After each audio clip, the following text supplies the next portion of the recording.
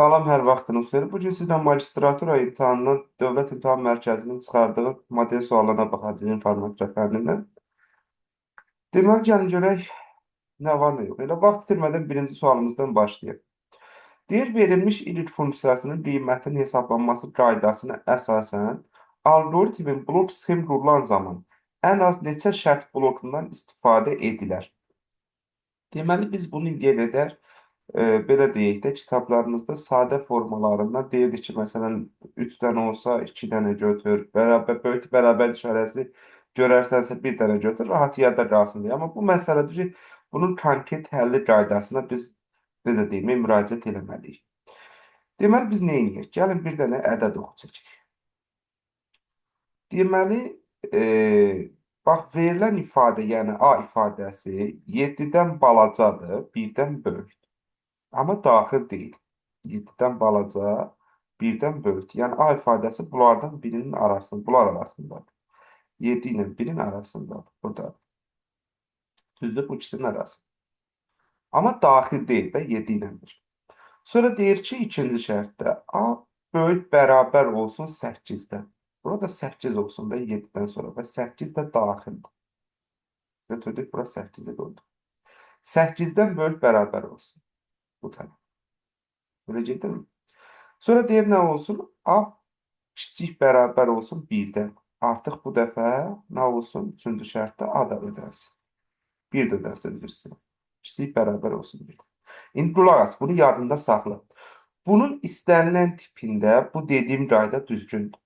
Əgər sən burada daxil olsaydı, bu 7-nin özü də daxil olsaydı, yəni sən mənfi sonsuzluq, müsbət sonsuzluq ala bilsəydin, onda cavabımız 3 dənə şərt varsa burada, ondan bir vahid az olardı. Yəni 3 çıxaq 1 eləyər cavab 2. Amma hal-hazırda mənfi sonsuzluq, müsbət sonsuzluq deyil. Diqqət eləsəz, mənfi sonsuzluqdan 1-ə, 1 də daxil olmalı. Sonra 1-7 arası, sonra 8 müsbət sonsuzluq. Yəni 7-8 arası ödənməyib, bir də 7-nin özü ödənməyib də. Yəni mənfi sonsuzluq, müsbət sonsuzluq olmayıb. Ona görə də əgər belə alırsansa, elə cavabımız bizim verilən şərtlərin sayına bərabərdir. Yəni burada da 3 dənə şərt olduğuna görə cavabımız elə 3-dür. Düzgün cavabımız burada nədir? C variantıdır. Bu bunun istənilən tipində, yəni bu tip nümunələrin istənilənində doğrudur. Yadımızda qalsın. Bu belə. Mənfi sonsuzluq, müsbət sonsuzluq alırsansa, nədir? Şərtin bir vahid əksi cavabdır. Amma yox, belə deyək də, mənfi sonsuzluq, müsbət sonsuzluq almayıbsansa, həmin vaxtı onda elə şərtlərin sayı blokların sayını, yəni belə deyək də, şərtlərin sayı blokun sayına bərabərdir. Cavab 3-dür olacaq. Növbəti ikinci sualımıza baxaq. Yəni burada cavabımız 3 oldu. Qabarit ölçülər və məhsuldarlığına görə kompüterlər elektron hesablama sirlərinə aid olanları müəyyən edir. Kompüterlərimiz qabarit ölçülərinə, yəni ölçülərinə görə hansı siniflərə bölünürdü deyəndə, biz bizə də elə təqdimatımız açaq. Onun daxilində bunu qeyd eləmişəm.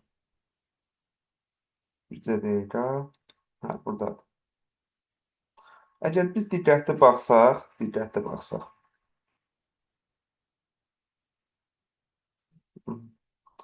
bax, bu burada qeyd olunur. Qabarit ölçülərinə görə kompüterlərimiz super kompüterlərə, böyük kompüterlərə, orta kompüterlərə, mini kompüterlərə, mikro kompüterlərə bölünür. Deməli, burada da, bax, bu işçi stansiya. Bir dəqiqə, bunu da kəsək, götürək. En yaxşısı.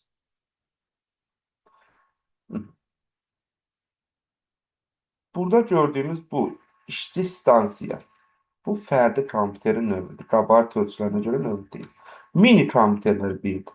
Klient də fərdi kompüterin növüdür. Bu da getdi. Super kompüterlər 1. Mainframelər 2. Daha doğrusu 3. Yəni 2, 4, 5 bizim düzgün cavabımız B variantı hesab olunur. Yadımızda qalsın. Terminal da fərdi kompüterin bir növü ola bilər. Düzgün cavab nədir? 2, 4, 5-dir. Bu qaydada bunu da yanımızda saxlayırıq. Üçüncü sualımıza bax. Maliyyə qurumu adından çıxış edən, informasiya təhlükəsizliyi ilə bağlı bir sualdır. Çıxış edən naməlum şəxs telefon zəngi vasitəsilə istifadəçi ilə əlaqə saxlayaraq güya hesab təhlükəsinin təmin edilməsi məqsədilə bank kartına məxsus məxfi məlumatların kart nömrəsi, CV kodu, təsdiq SMS kodu təqdim edilməsini tələb edir. Həmin şəxs özünü rəsmi bank əməkdaşı kimi təqdim edərək istifadəçini müxtəlif üsullarla aldadır. Təsvir olunan vəziyyətdə istifadə olunan informasiya təhlükəsinin pozuntusu hansı hücumun növünə aiddir? Diqqət eləsəz yuxarıda nə dedi? Diqqət eləsəz yuxarıda dedi ki, telefon zəngi vasitəsilə. Bax, burada dedi də, zəng vasitəsilə. Bəli, bax, burada görürsünüz ki. Bu, zəng vasitəsilə deyirsə, yadımızda qalsın ki, phishingin bir növü olan vishingdir burada düzgün cavab. Elə A variantı götürə bilərsiniz. Yəni, bunun daha düzgün cavabı vishingdir. Yəni, o da phishingin bir növü olduğuna görə A variantı. DDoS hücumları bir növ, necə deyim, sistemə bilərəkdən o qədər məlumat göndərir ki, sistem çökür. Brute force məlumatlarımızı oğurlayır, faktoriyanı çıxardır, o qaydada sistem ələ keçirir. Bir-bir yoxlayır, görün bunun parolu hamısıdır. Keyloggerdə klaviatura vasitəsilə hara daxil oluruq, o məlumatları oğurlayır. MTM hücumları isə 2 nəfər arasında gedən informasiya mübadiləsinin 3-cü şəxsin elə bir, belə deyək də, görməsi, anlamasıdır. 4-cü sualımız. Bu sual səhv eləmirəmsə 2024-cü ilin dekabr dövlət qulluğunun qəbul sualıdır. Baxaq görək nə deyir. Mətn prosessorları, xidməti proqramlar, qrafik redaktorlar, Paint. Deməli, mətn prosessoruna biz deyirdik write sözünü, word sözünü, note sözünü harada görsək nədir? Mətn prosessor. Düzgün cavab 1-ə C. Qrafik redaktor. Burada qrafik redaktor, daha doğrusu desəm, xidməti proqramlar. ScanDisk servis proqramlarına aid bir utility səhvlər aradan qaldı. WinZip-də bir arxivator. 2-yə gəldi D. 1-ə C, 2-yə D. Deməli, Pascal'dı. 3-cü qrafik redaktor hansıdır bəs? Paint'dir, Photoshop'dur. Bu da qrafik redaktor. 3-ə də gəldi. Pascal'la Basic instrumental proqramlara aiddir. Polyglotla ABB-yə Liquo bu belə deyək də lüğət proqramına aiddir. 1-ə C, 2-yə D, 3-ə A. Düzgün cavab nədir? D variantıdır. Bunu da yadınızda saxlayın. Axtarış sistemlərinin əsas xarakteristikalarına aid olanları seçin. Axtarış sistemlərinin əsas xarakteristikaları hansılardır? Burada qlobal şəbəkələrə aid olan bir sualdır. Bu da vəsaitlərimizdə qeyd olunubdur. Deməli, axtarış sistemlərinin əsas xarakteristikaları deyəndə aktuallıq, arama sürəti, əyanilik, sonra deməli 5, 6 tamlıq, bir də nədir? Dəqiqlik. 2, 3, 5, 6 düzgün cavab C variantı. Adekvatlıq informasiyanın xassəsidir. Obyektivlikdə 8 də faydalılıqda onun kimi. 2, 3, 5, 6 düzgün cavab C variantı. A, C variantı düzgün. Sonra bu da rahat sual, elə qeyri-adi sual deyil. 6-cı sual. Deyir, ekranın zəruri fraqmentinin şəklini çəkib götürmək üçün hansı proqramdan istifadə olunur? Bu snipper tool ilə indicə bunu istifadə elədim. Ekranın lazım olan hissəsini nə ayırır? Qeyd edir. Bax, bu qaydada götürür. Düzgün cavabımız nədir burada? Belə deyək də, D variantıdır. 7-ci sual. Word ilə bağlı olan bir sualdır. Belə deyək, deyir, Word mətn prosesində verilmiş fraqmentasiyasının sənədin səhifələrinin nömrələnməsi prosesi neçədən başlanmışdır? Biz əgər Word-ı açası olsaq, biz öyrənmişik ki, Word-də sənədin səhifələrinin nömrələnməsi insert etabına həyata keçirilir, düzdürmü? Biz insert-dən nə edirik? Sənədimizin səhifələrini nömrələyə bilirik. Baxın, burada. Insert etabına daxil olsaq, header footer. Bu arada header footer yeganə Word-dür ki, orada qrup halındadır. Qalan hamısında tekstin içərisindədir. Page number bölməsinə daxil oluruq. Format, nömrələnmə buradan qeyd olunur da. İstəsən yuxarıdan, istəsən aşağıdan, nə bilim, kursor dayandığı pozisiyadan boş yerdən nömrələnmə həyata keçirə bilərsən. Format page number-a daxil olursan, sən bax bu bölmədən sənədin birinci səhifəsinin nömrəsini təyin edə bilərsən. Yəni, birinci səhifə normalda 1 ilə başlayır. Düzdür, sən istəsən amma birinci səhifənin nömrəsini 4-dən 5-dən başlada bilərsən. Təbii ki, sən də onu 4-dən 5-dən başladanda ümumi səhifə nömrəsinə təsir edir. Deməli, bu sualda sən nə etməlisən? Bir qayda olaraq bilək ki, götürsün, hə. Sən nə etməlisən? Bax, diqqətli baxsan. Bax, burada nə qeyd edim? Page 28, page 28, bir dəqiqə gözləyim görüm götürür. Hə. Page 28, page 25 of 46. Yəni sən birinci səhifənin nömrəsini tapmaq üçün bax bu 28-dən 25 çıxmalısan və üstünə 1 gəlməlisən. Çünki onun özü də sayılır o 28. Deməli 28-dən 25 çıxanda 23 düşür. 3-ün üstünə 1 gələndə də 4 edir. Düzgün cavab burada B variantıdır. Yox, əgər belə bir şey desək, məsələn, deyərdi ki, bu qaydada görünərək, məsələn, deyərdi ki, 12-ci səhifənin nömrəsini tapın. 12-yə neçə gəlib düşürdü? Onda sən nə edərdin? Sən birinci səhifəni tapmışdın, düzdürmü? 12-nin də üstünə 4 gələrdin, yəni birinci səhifəsi. Ondan çıxardın birini. Buca 12-ci səhifənin nömrəsini tapar. Amma sırf birinci səhifənin nömrəsini tapmaq üçün bundan istifadə edirsən. Burada düzgün cavab nədir? B variantıdır. 12-ci səhifənin nömrəsi 9 olardı. Bu belə. Üzr istəmək. 12 isə 4 gələndə neçə? 16, 16-dan 1 çıxanda 15 olardı. Davam edək. Hal-hazırda cavabımız birinci səhifəni istədiyinə görə bundan 28-dən 25 çıxdı, üstə 1 gəldi. Yadımızda qalsın. Növbəti sualımıza keçək. 8. Uyğunluğu müəyyən edin. Deməli, biz əgər buna baxası olsaq, diqqətdir. Burada nə görərik? Bax, bu birinci ulduz və halqa topologiyasının birləşməsidir. Ulduz və halqa. Birə gəlir, ona görə nə? D variantı. Bunu qeyd edirik. Bax, diqqətli baxsaz, ikinci ulduz və şin topologiyası. Bax, ortadan xət, bu digərlərdə onun yana bilər. Ulduz və şin topologiyasının birləşməsidir. 2-yə gəlir nə ona görə? Y variantı. Bu sonuncu isə elə şin topologiyasıdır. 3-ə də gəlir nə? C variantı. Düzgün cavab nə olar? A variantı olur təbii ki. Növbəti sualımızla davam edək. 9-cu sual. Gəlin bunu kəsək götürək, sərgəli formada həll edək.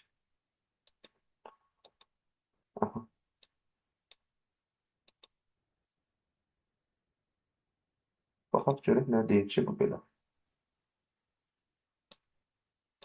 Deyir ki, Excel-də, Excel 2019-da elektron cədvəl prosesorunda verilmiş fraqmentə əsasən C5 xanasında hansı nəticə yazılmalı? Count nə idi? Count deyirdik ki, ədəd rəqəm olan xanaları saymaq üçün. A1, B4 diapazon deyir. Bax, A1, bir də nə? B4 diapazon. Biz tez işarələyirik burada. A1, B4 diapazon. Burada ədəd rəqəm olan xanaları sayaq. 1, 2, 3, bir də nə? 4. İndi bunu da hesablayaq. Bu nə deyir? Bəlkə burada da bir rəqəm alınacaq. Deməli, A4, C2 yazılıb, görürsünüz. Və arada belə bir işarə var. Bu işarəni sizə göstərdim ki, o birləşdirmək deməkdir. Bu bir dənə Excel-i açın. Baxın, bura zəhmət olmasa. Bax, burada məsələn, belə bir şey yazmışam. İnformatika sözü yazmışam, informatika. Və burada nə eləmişəm? Excel sözünü yazmışam. Və nə eləyirəm? Bərabərdir.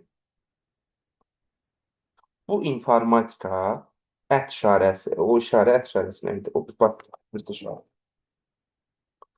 Bizə də elə gözləyin, onu da yerləşdirim. Hə, burada. Aha, Excel. Bura baxın, informatika, Excel. Diqqət eləsən, ikisini birləşdirin. Həmin indi orada da, o salda, nə eləyəcək? Deməli, bax, informatikanın Excel-i nə eləyəcək? Birləşdirəcək. Burada informatikanı Excel-i birləşdirib sayacaq. İnformatika 11 hərfdir. C2-dəki nədir? C2-də. C2-dəki hanı görmürəm. Hə, C2-dəki də Excel-dir. Birləşdirsək neçə dənə eləyəcək? 1 dənə. 11 dənə orada, 5 dənə də burada. Eləyəcək neçə dənə? 16 dənə. Düzdürmü? Düzdür. Buradan nə götürdü? 16 götürdü. Buradan 16 çıxdı. Sonra vergül 1 yazılır. Düzdürmü? Deməli, sağdan bundan da bir simvol götürəcək, 6-nı cavaba götürəcək. Buraya eləyəcək neçə? 6. Burayı da bunu da yerləşdirdik. 6. 1, 2, 3, 4, 5. 5 dənə oldu bura. Bura o halda neçə dənə? 5 dənə. Sonra növbəti nə deyir? Average A1, A4 diapazonu. A1, A4 diapazonunda 12 var, mənfi 3 var, bir də neçə var? Başqa heç nəsə var? Yoxdur da ifadə olaraq. Bu birisilər sabit. Bunları toplayıb bunların sayına bölmək lazımdır. Bunları toplayası olsaq biz əgər 12-dən 3 çıxanda 9, 9 da 2-yə bölsək 4 onda 5. Burada neçə elədir? 4 onda 5. Sonra A1 üstə gələk A2. A1 üstə gələk A2. A1 neçədir? A1. A1 12-dir. A2 neçədir? Mənfi 3-dür. Toplasaq neçə eləyəcək? Belə deyək də, müsbət 9. B2-də neçə yazılıb? 2 yazılıb. Onu da bu işarədə qüvvət işarəsi deməkdir. Bax, bu belə bir yazılış. Təbii ki, bərabər də olmalıdır qabağında. Belə bir yazılış 9-un kvadratı deməkdir. Yəni, burada eləyəcək neçə? 81. İndi A1, C4 böyük bərabər olsun 6-da. A1, C4 diapazonunda bunu silək. Var silək. A1, C4 diapazonunda A1-dən C4-ə bax, düz. Bu diapazonda biz nə etməliyik? 6-dan böyük bərabər olanları toplamalıyıq. Düzdür? A1, C4 diapazonunda 6-dan böyük bərabər olanlar hansılardır? Baxaq görək bura. Deməli, A1, C4-də 6-dan böyük bərabər olanlar 5, 81. Deməli, 12-dir. 6-dan böyük bərabər 12. Sonra 2-dir. 2 deyil, üzrsən. 7-dir. Sonra neçədir? Bir də 81-dir. Düzdür. 12 ilə 7 neçə edir? 19. 19 ilə də 81 neçə eləyəcək? 100. Üçün cavabımız D variantıdır. Bu qaydada bu da getdi. Bir dənə o işarə sizə biraz yad gələ bilər. O da birləşdirmə işarəsidir. Arxiv faillərinə aid olanları seçin. Arxiv faillərinə aid olanları seçin deyəndə biz failin tipini failin genişlənmə hissəsinə baxaraq müəyyən edirik. Yəni ikinci hissəsinə. İndi baxaq. Bizə deyirəm, yerdən götürüm, götürməm. Niyə belə olur?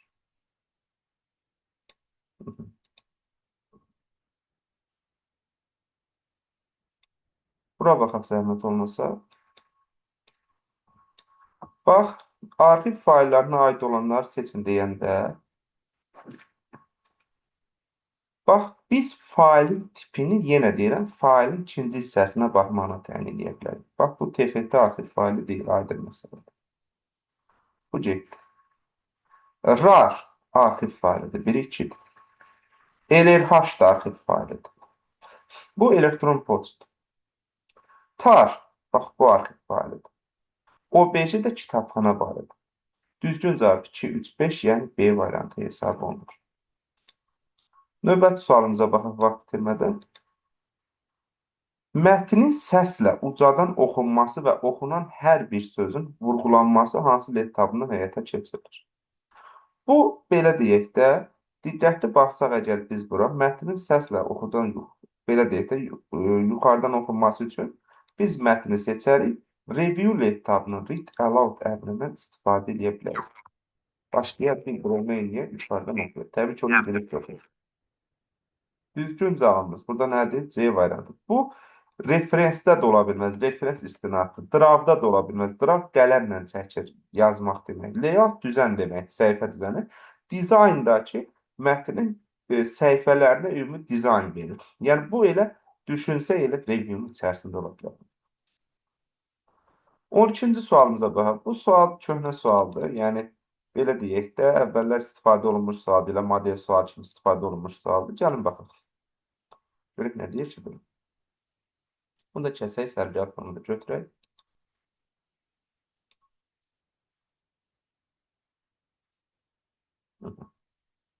Burayı belə götürdük. Deyir, sənədin ilkin variantı 3 abzasdan ibarətdir. Birinci abzas, ikinci abzas, üçüncü abzas. QV, sonra YR, sonra T, bir dənə Y. Belə bir şeydir. Birinci abzas seçilir və Ctrl-C düymələr kombinasiyası sıxılır. Yəni kopyası alınır birinci abzasın. Yəni bax bu birinci abzas. Bu ikinci abzas. Bu da üçüncü abzas. Alındı. Sonra kursor ikinci abzasın sonuna gətirilir. Yəni bax hal-hazırda kursor buradadır. Və ardıcıl olaraq kontrol aşağı ox vurulur. Deməli bu bir abzas aşağı düşür.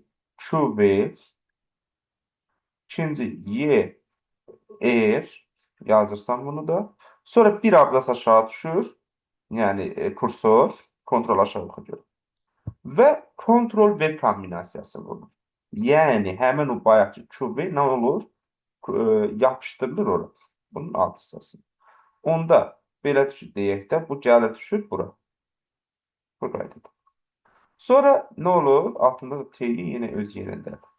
Sonra nə baş verir? Sonuncu abzas seçilir. Yəni bax bu T. Kontrol X olur. Bu yoxa çıxır. Hal-hazırda qaldı nə? Q, V, Y, R, Q, V. Belədir hal-hazırda. Kursor birinci abzasın sonuna gətirilir. Yəni bax bura. Kontrol yuxarı ox və kontrol nə vurulur? V düymələr kombinasiyası vurulur. Deməli, onda belə çıxır ki, kursor deyir nə? Birinci abzasın sonuna gətirilir. Bax, düz bura gətirilir. Kontrol yuxarı ox, yəni bu yuxarı qalxır. Kursor bir abzas yuxarı qalxır. Və kontrol V düymələr kombinasiyası vurulur. Deməli, əgər onda kursor bir abzas yuxarı qalxırsa, bir növ nə baş verəcək? QV-nin əvvəlinə gələcək də, düzdürmü? Onda belə olacaq da. T-Y, Q-V, Y-R, buradaydı. Belə deyək də. Bir dənə Q-V. T-Y, Q-V, Y-R, Q-V. T-Y, Q-V, belə deyək, Y-R, bir dənə Q-V. Düzgün cavab olacaq nə? B variantı. Davam edeyim. Bizə deyək, gözləyin. Uyğunluğu müəyyən edin. Sənədə mətn qutusu əlavə etmək.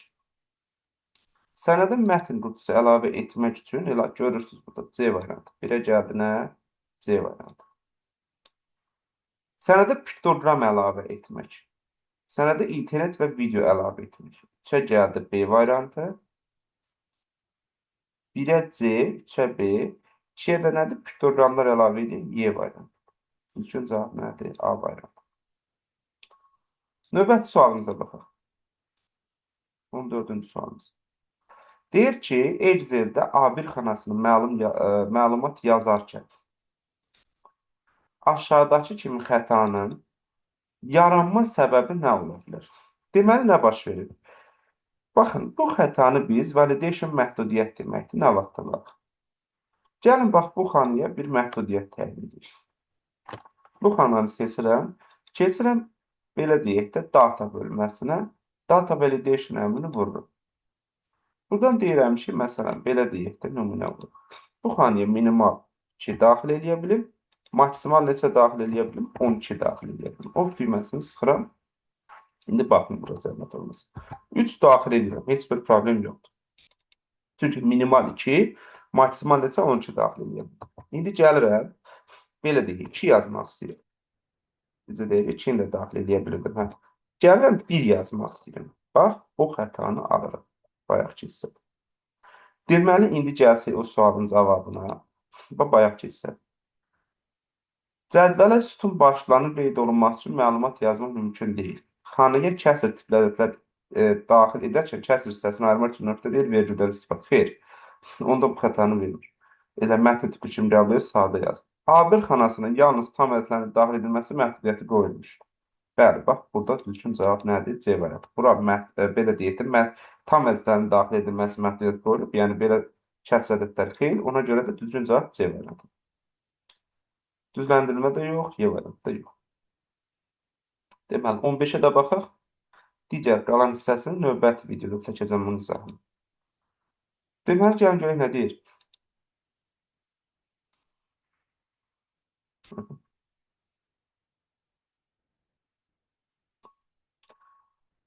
C1 xanasına hansı qiymət yazılmalıdır ki, hesablamaları yerinə yetirdikdən sonra A2, C2 diapazonundakı xanaların qiymətləri əsasən aşağıdakı diaqramlar qurulsun. Biz öyrənmişik ki, Elza diaqram quranda onu sadə ədəd istiqamətində qurur. Yəni A2 diapazonu buradır, B2 diapazonu xanası buradır. Burada nədir? C2 xanası. Yadımızda saxlayaq. İndi baxaq, gəlin bunu hesablayaq. Görək A2 nəyə bərabərdir? A2 bərabərdir. B1 üstə gəlsin. A1 bölə 2. B1 neçədir? 4-dür. A1 neçədir? 2-dir. 2-yə 2-yə bölsə neçə edəcək? 1. 4-ü 1-ə bölsə üstə gələndə 5 edəcək. A2'miz neçəymiş? 5.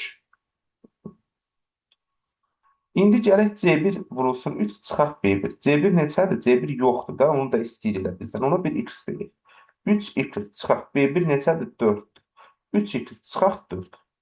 Bizim B2'miz neçəyə bərabərdir? 3x çıxaq 4-ə. Burayla da bunu da yazdıq. Sonra deyir B1 üstə gəlsin 3 vurulsun A1. B1 neçədir? 4-dür. Düzdür B1. S2'mizi tapsaq indi. B1 neçəydi? 4 idi. Düzdürmü? Üstə gəlsin. A1 neçədir? 2-dir. 3'də 2 neçə edəcək? 6. 4 dən 6 üzərinə nə edəcək? 10. İndi baxın. Bura A2'dir, bura B2'dir. Sən heç bu üçüncünü tapmağa ehtiyac da yox idi əslində. 25%, 25%. Bunların qiymətləri bir-birinə bərabər. Yəni deməli B2 də 5-dir əslində. Deməli onda 3x çıxaq 4 bərabərdir 5. 3x bərabərdir 9.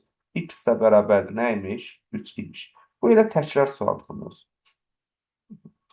Bu da belə. Qaldı bunun hardasa bir 10 dənəsi. İnşallah ki, onu da növbəti hissədə çəkib göndərəcəm mütləq şəkildə. Bu da belə.